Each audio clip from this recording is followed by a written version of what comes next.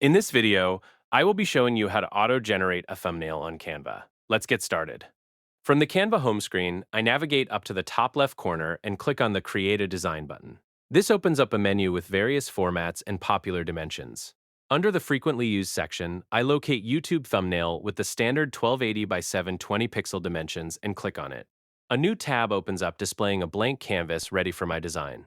On the left side, the Templates panel opens showing various pre-made layouts, but I want to generate a completely custom design using artificial intelligence. To do that, I look at the left sidebar menu and click on the Canva AI icon. This opens up the AI Design Assistant panel with options to design the page and a prompt box where I can describe my idea.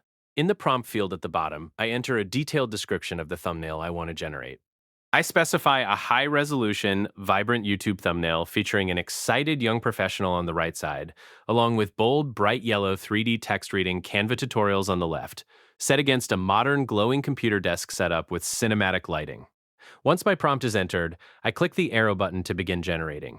Canva AI starts working on the design, brainstorming creative directions, mapping out the visual elements, and assembling the final composition.